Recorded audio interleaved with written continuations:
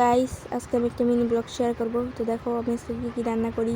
তো চলো তো দেখতে থাকো। ফার্স্ট টাইম আলুটা ভেজে নিচ্ছি। তো তোমরা বুঝতে পেরে গেছো কী রান্না করছি। তো হ্যাঁ, আমি রান্না করছি চিকেন। তো দেখো সময় যা যা লাগিয়ে দিয়ে দিলাম, পেঁয়াজ, তেজপাতা, তারপর কী বলে জিরে।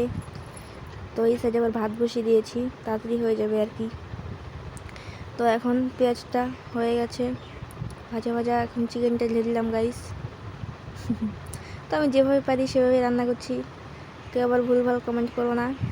তো দেখতে থাকো আমি কী করে রান্না করি। তো দেখে ভালো করে নিয়ে নিচ্ছিলাম, নাড়া হয়ে গেছে। এখন সব মশলা দিয়ে দিয়েছি যা যা লাগে চিকেন রান্না করতে। তো ভালো করে কষিয়ে নিচ্ছি, নিয়ে একটু যেন না লেগে যায়।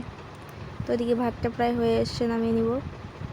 তো ওদিকে আমার চিকেনটা কষানো হয়ে গেছে, এখন জল দিয়ে দিলাম পরিমাণ মতো সেদ্ধ হওয়ার জন্য আর কি।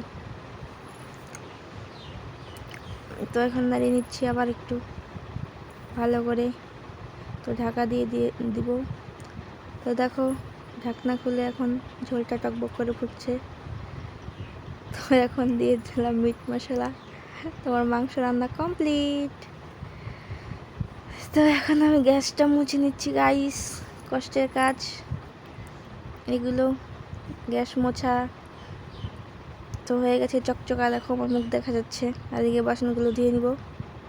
আর কি রান্না করছি দেখো, ডাল আর চিকেন, আর কিছু রান্না করিনি গাইস এত গরমে। দুটো পদ রান্না করে আমার কাজ শেষ, গরমে শেষ। Tata, bye bye.